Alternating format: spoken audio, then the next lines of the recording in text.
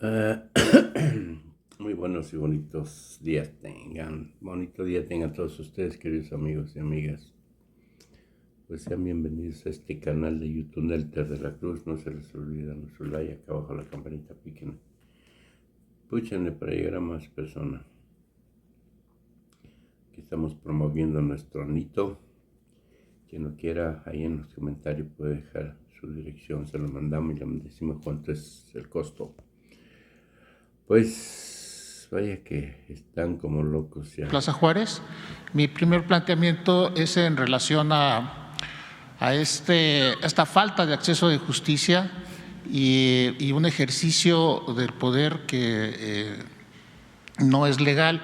Y en este caso se trata de la señora Dora Benavides García, que en 1996 fue despojada de una extensión muy amplia en la ciudad de Reynosa durante el gobierno de Manuel Cavazos Lerma, y sobre esos terrenos que eran de ella se construyeron varias colonias, como la colonia Jarachina, Lomas de Jarachina, Solidaridad, Esfuerzo Nacional, Integración Familiar.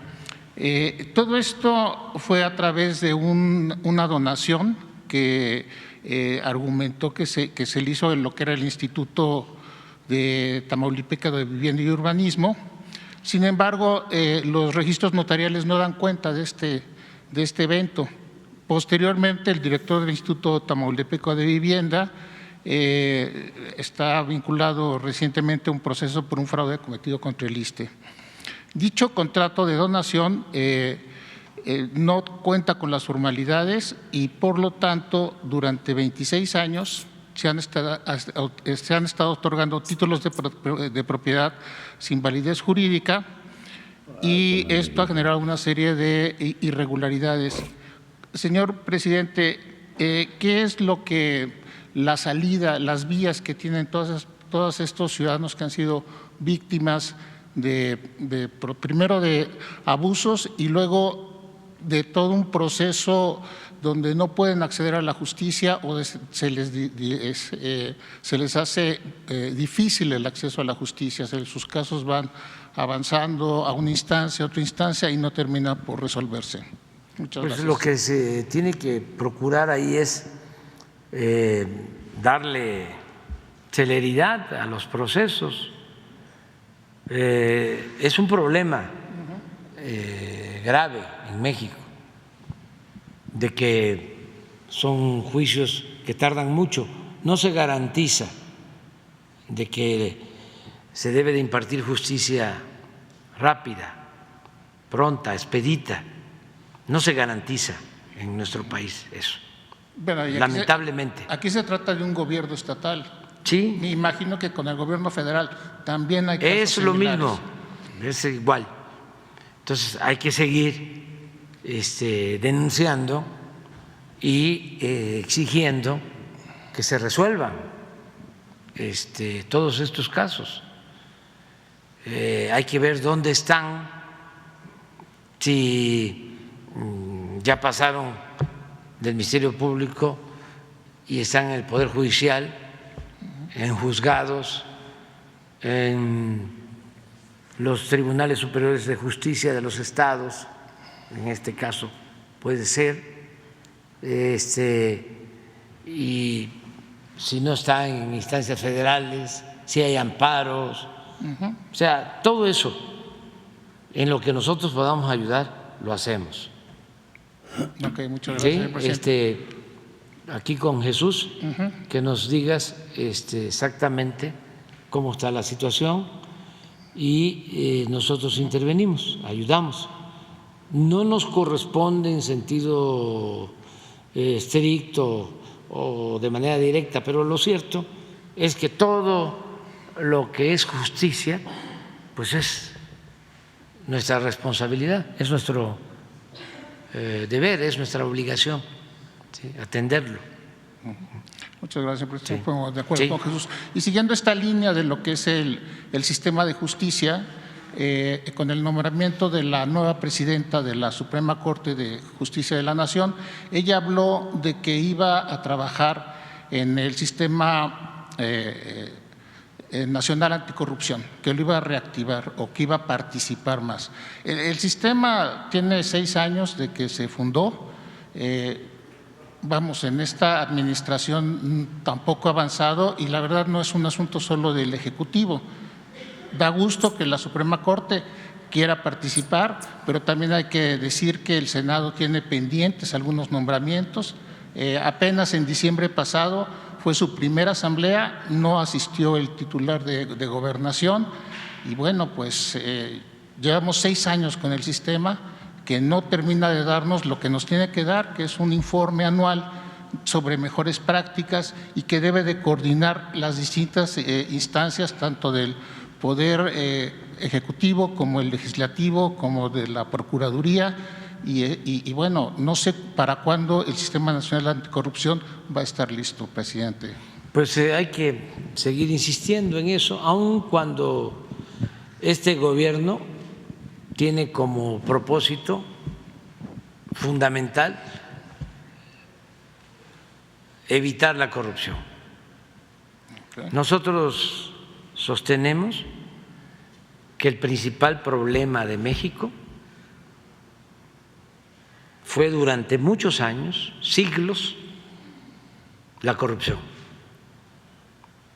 Y la Cuarta Transformación tiene como objetivo superior acabar con la corrupción, combatir la corrupción. De acuerdo, señor presidente, pero estamos hablando del artículo 113 constitucional, sí, que establece que el sistema tiene que operar. Sí. Y han pasado 4 años de esta administración y el sistema no opera, el sistema de cómputo no está levantado.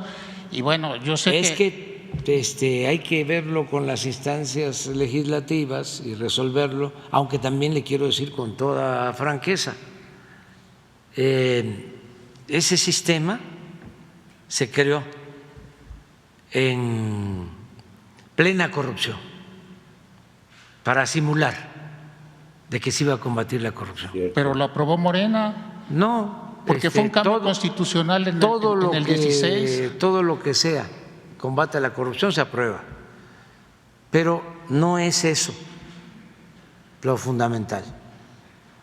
Lo fundamental es no permitir que nadie robe, no permitir que haya impunidad.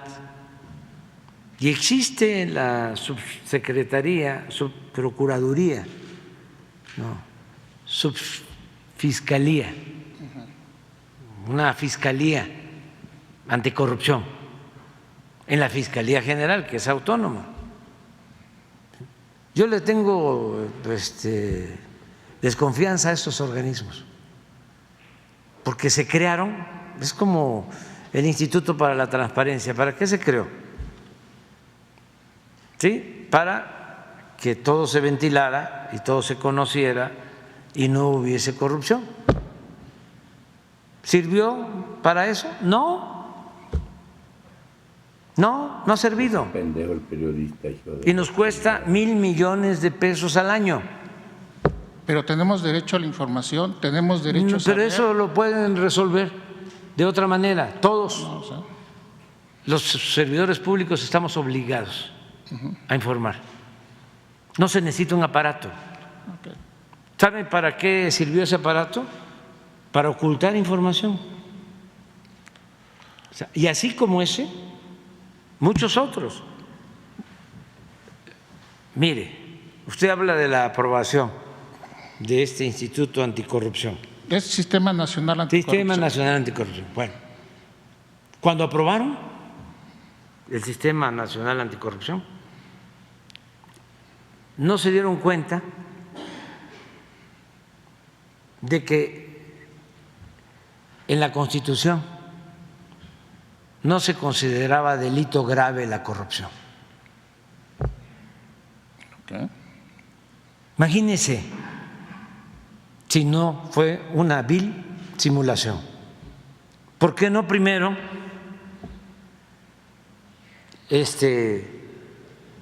reformaron la Constitución para declarar delito grave la corrupción? Eso lo hicimos nosotros. ¿Sí? No, lo que crearon fue el aparato, porque así engañaban, de que de esa manera El periodista, cabrón. íbamos a combatir la corrupción, íbamos a tener acceso a la información, no iba a haber monopolios. Sí, todos estos organismos que se crearon, de Sí, la van a llamada, coordinar los organismos. sí, de la llamada sociedad civil. ¿Sí?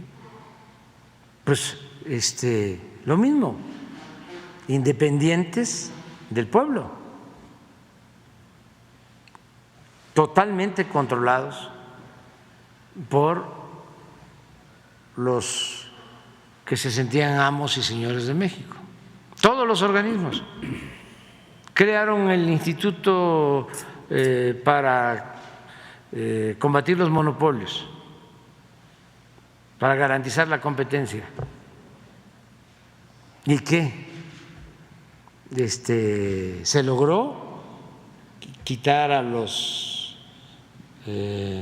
preponderantes, a los monopolios? No,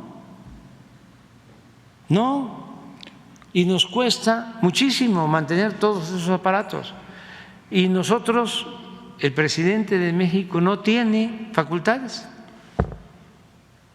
para intervenir, porque era la República de los independientes, para proteger intereses y para simular de que se combatía la corrupción, de que se combatía el ocultamiento de información, y por eso se necesitaba la transparencia, que en efecto la transparencia es una regla de oro de la democracia. Pero pues, ¿para qué el aparato? A ver, señor presidente, discúlpeme nada más para plantear esto.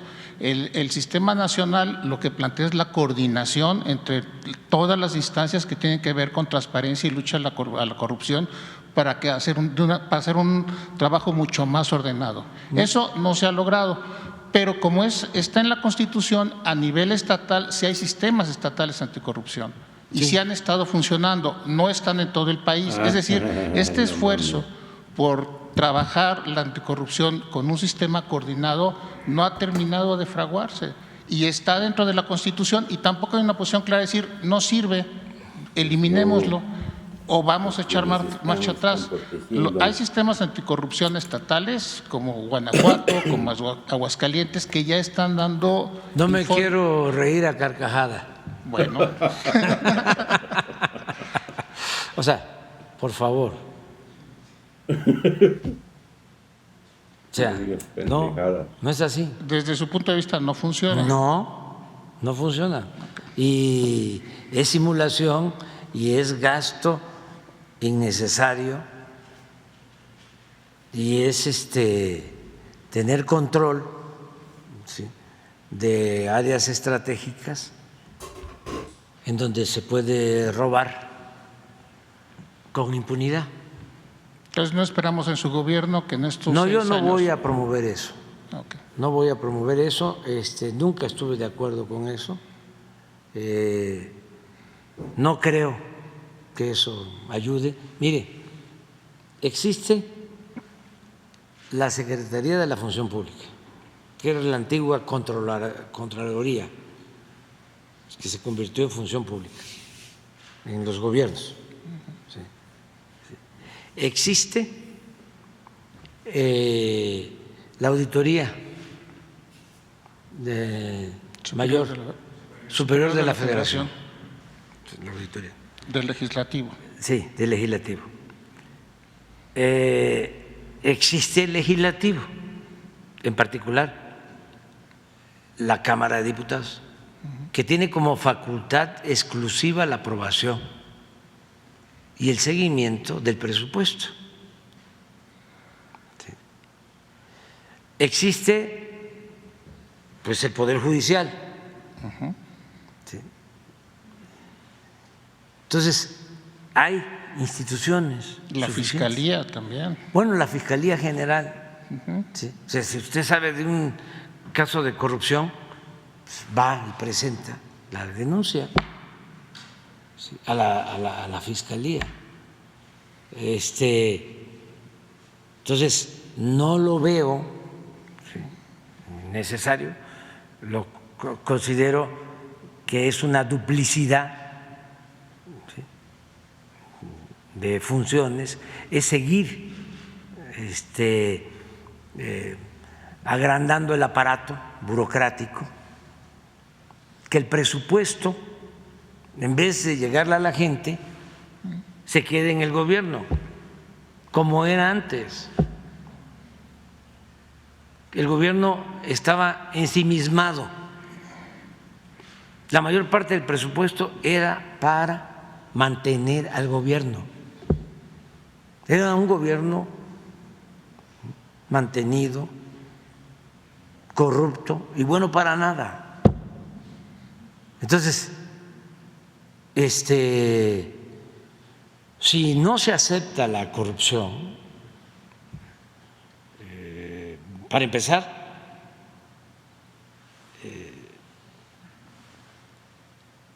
los que tienen que ver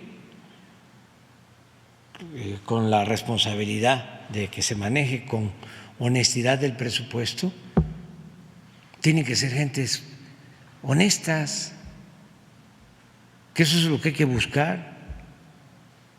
Entonces, ¿es un tema más de personas que de instituciones? Es que si fuese un problema de leyes, no habría problemas.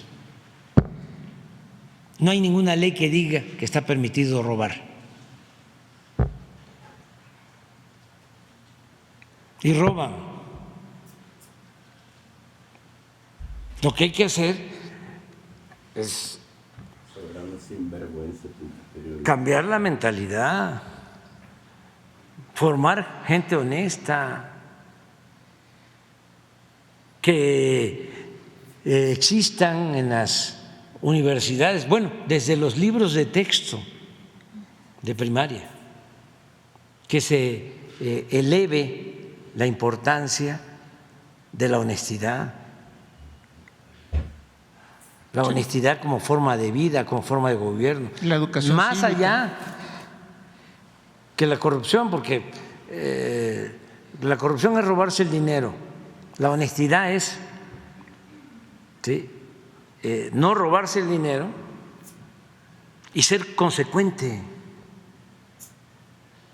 congruente. Pero durante todo el periodo neoliberal, que es sinónimo de corrupción, cuando saquearon a este país, hace poquito, no hace mucho, y es el saqueo más grande que ha habido en la historia de México. Sí lo sabe. Ni en las universidades, ni en la prensa, ni en la Cámara de Diputados, ni en la Cámara de Senadores, desde luego, ni en el gobierno se hablaba del problema de la corrupción. No existía. Si usted se pone a revisar los periódicos,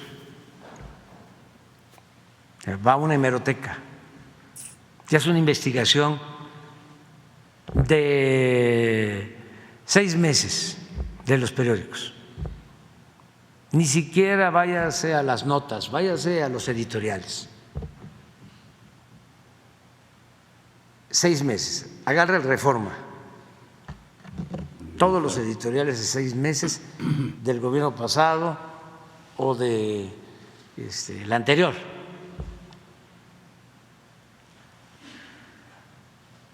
Y nada más busque cuántas veces aparece la palabra corrupción. Haga el ejercicio. Y lo sabe, es de los viejos. No sabe. ¿Saben? Fue mandado. En la agenda nacional no existía el grave problema de la corrupción. ¿Qué era lo que existía en la agenda? Las reformas estructurales, la reforma fiscal, la reforma energética, la reforma educativa, porque eso era lo que les importaba. ¿Y qué era la reforma fiscal? destruir. Aumentar los impuestos a las clases medias y condonar los impuestos a los de arriba. ¿Y qué era la reforma energética? Entregar el petróleo a extranjeros, entregar la industria eléctrica, que pagara más por la luz un consumidor de clase media que el Oxxo.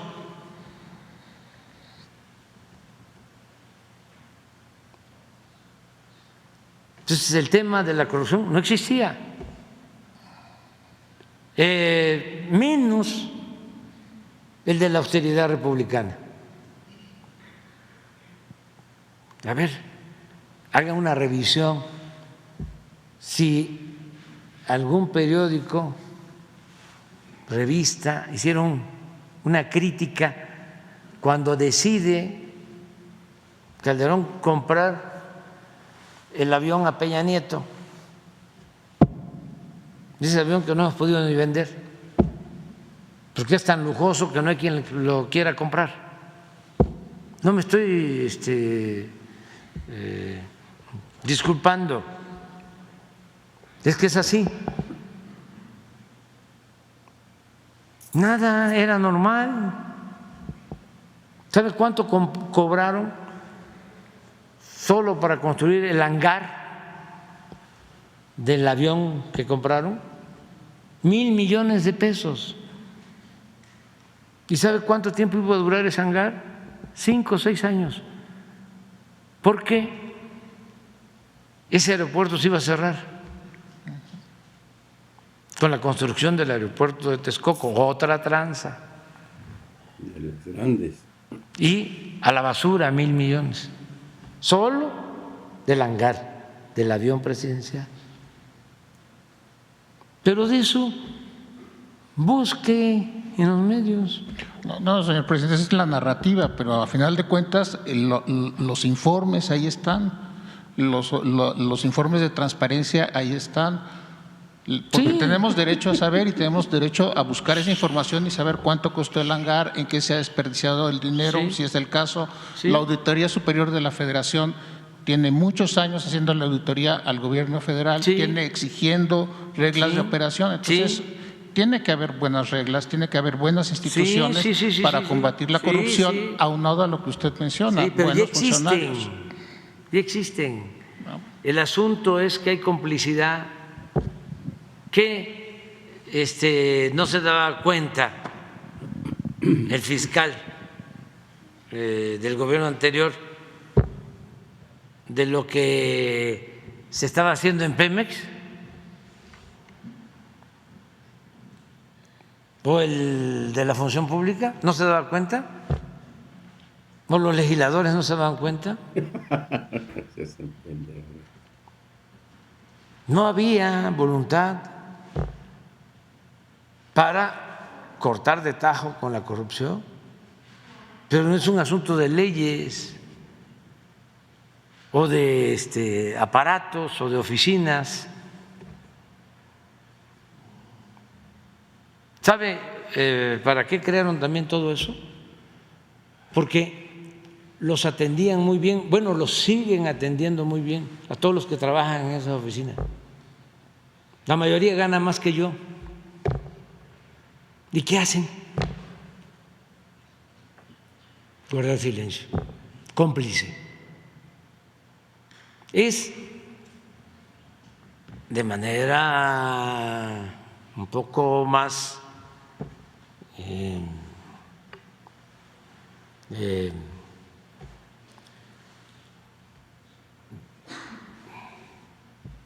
fina, pero con más simulación, lo que hacía Porfirio Díaz. Es el maiceo. Cuando había un opositor, decía Porfirio Díaz, ese gallo quiere maíz. Y maiceaban al gallo y ya dejaba de cantar el gallo. Una forma de maicear en los tiempos el neoliberalismo fue esa, crear instituciones, pagarles. Imagínense cuánto gana el de la transparencia. ¿No tienes por ahí lo que gana? Como 300,000 pesos mensuales en un país con tanta pobreza. Entonces dice un ministro de la Corte, 500,000 pesos mensuales. El del INE, ¿por qué que están tan enojados? 300,000 pesos mensuales. La Constitución, volvemos a las leyes, establece en el artículo 127 que ningún funcionario puede ganar más que lo que obtiene el presidente de la República. Pues ¿sabe qué hicieron? Se ampararon. Y como era el mismo Poder Judicial, y a ellos les beneficiaba a los ministros, ¿cómo votaron? Pues a favor. Pero antes de que yo me vaya, no es amenaza, ni siquiera advertencia. Es un compromiso que tengo. Voy a volver a enviar otra iniciativa de reforma al 127 para que quede más claro. Se tardó. Porque no debería de proceder el amparo. Todavía tengo cosas ahí, voy a enviar varias. Sí, es que hay que seguir limpiando el camino, desbrozando el camino para los que vienen después de nosotros. ¿Mande? Acercarse a la oposición para que sea un cambio constitucional. Pero es que ahí me va a servir también, ahí me ayuda para saber quién es quién. Es que, No, es politización. O sea, que es importante. Es que hace mucho daño la simulación, muchísimo daño. Entonces ya, basta. Bueno, ¿teníamos algo? El salario de...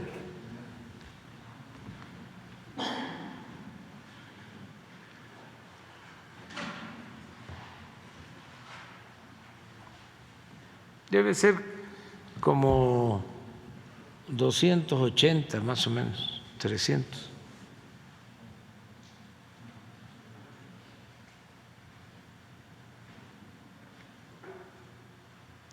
El del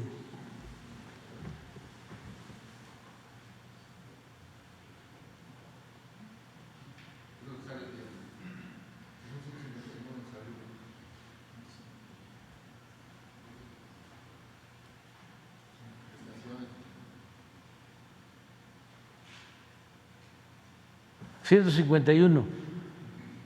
¿De quién? Del INAI. Sí, pues es bajo. Desde luego gana más que yo. Pero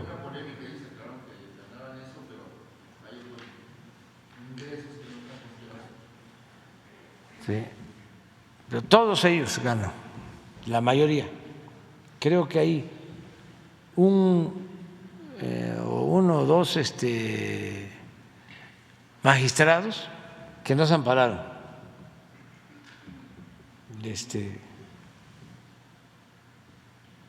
151, sí. Yo debo de ganar ahorita como 200 en bruto, si dice ingreso ordinario bruto mensual.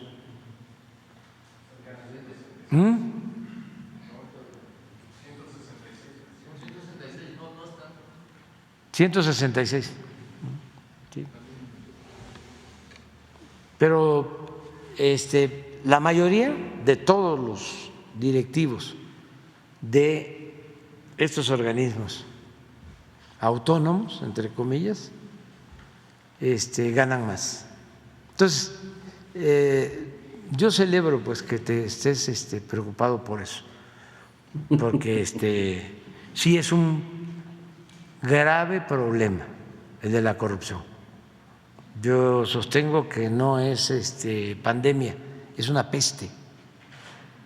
Nada ha dañado más a México que la deshonestidad de los gobernantes. Eso es lo que ha dado al traste con todo. Esa es la causa principal de la desigualdad económica, de la pobreza, de la violencia, la corrupción. Si logramos desterrarla, dicen, no, va a ser muy difícil. No, si hay voluntad arriba, y sí va quedando y hay sí como una enfermedad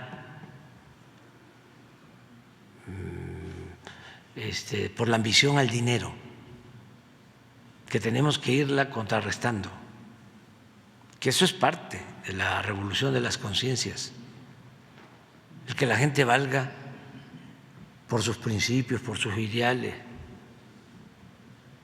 que por su espiritualidad, por su humanismo, que la gente sea feliz por eso, no por los bienes materiales que acumula, y que no importe la manera en que obtienen esas fortunas.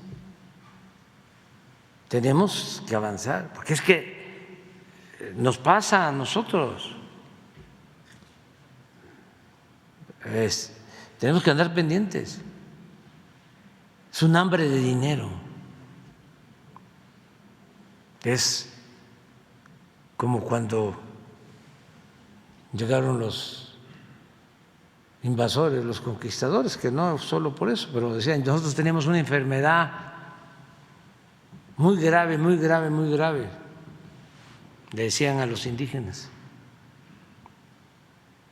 que solo se cura con el oro. Pues esa enfermedad existe, es un vicio, es una adicción que hay que andar pendiente, pero cuando menos, además de erradicarla, no dejar de señalar a los corruptos,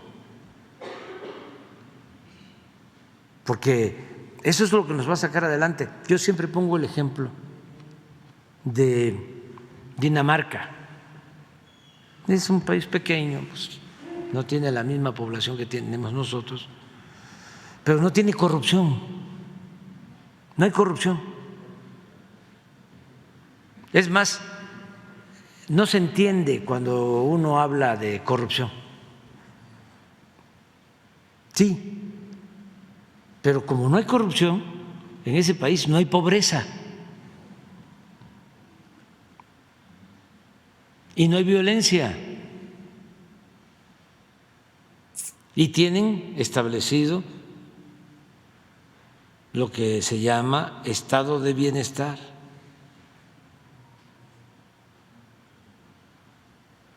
Porque no hay corrupción. Entonces, tiene que ser un ideal. Nos pueden decir, o antes pensábamos, ¿cuál es el principal problema de México? El desempleo, la inseguridad, la falta de educación, la salud, los bajos salarios. Sí, todo eso. Pero lo principal, lo que genera o produce todo eso es la corrupción. Porque nuestro país tiene muchísimos recursos naturales. Bueno, tiene tantos recursos naturales que lo han saqueado por siglos y todavía tenemos recursos para sacar adelante a México como se está haciendo.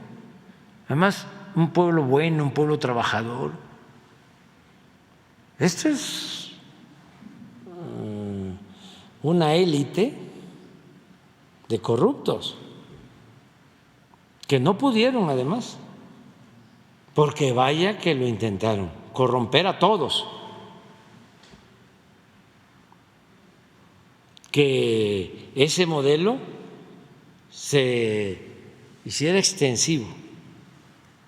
Y no, ese modelo no está en los pueblos y no está en las familias de la mayoría de los mexicanos. No pudieron. Y vaya que insistieron, que el que no tranza no avanza, que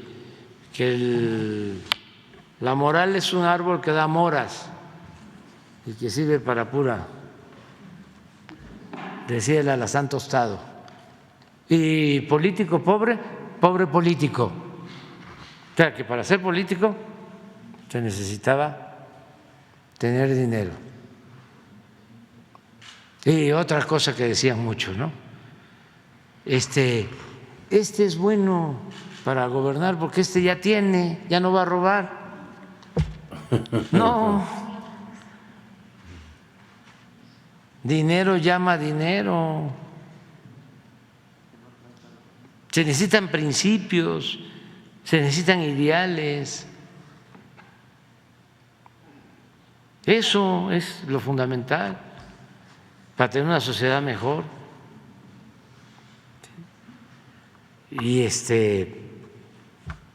sí se puede, porque este país tiene raíces profundas, tiene una cultura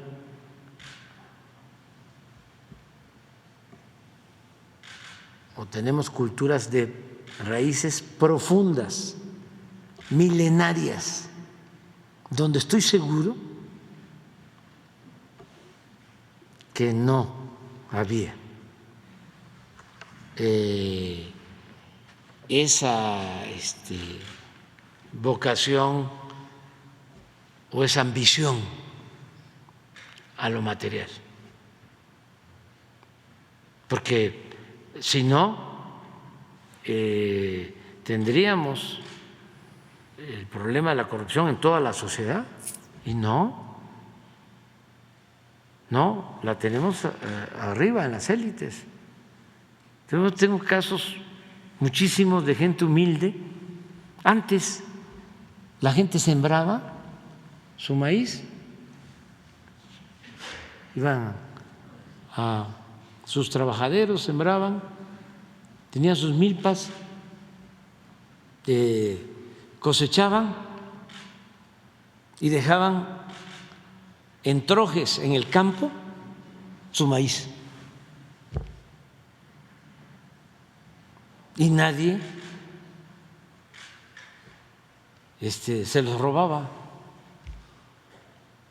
No tenían ni siquiera la idea de la corrupción, de que había que robar. Todo esto ha ido cambiando, pero a mí me tocó ir a comunidades allá por finales de los 70, que la gente no podían dormir con la puerta abierta, o sea, los valores, las culturas de nuestro pueblo. Eso es lo que nos ha sacado adelante siempre ante todas las calamidades, y es a lo que hay que apostar, porque lo otro, pueden haber leyes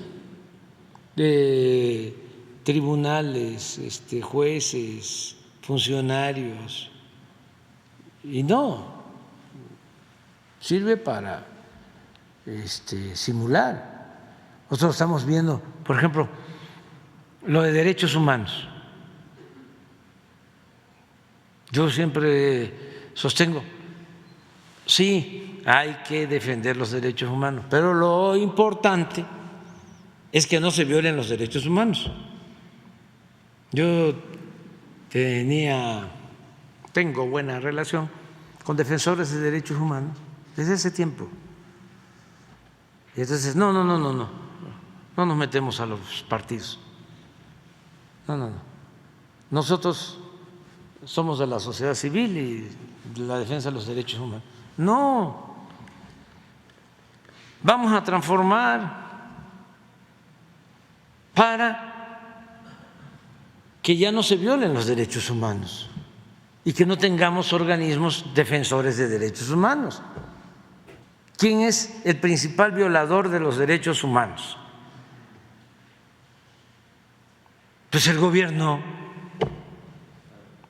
Así era. Entonces, si se tiene un gobierno que no viola los derechos humanos, ¿para qué sirven? O ya no tienen la misma relevancia las sociedades, organizaciones de derechos humanos. ¿Quiénes eran aquí los que torturaban, los que masacraban, los que se aliaban a la delincuencia? Era el mismo gobierno. O sea, la protección se recibía del gobierno. Entonces, era el que violaba los derechos humanos. Ahora no. No permitimos. O sea, imagínense, estamos buscando mecanismos. Atentaron contra Ciro. Gravísimo.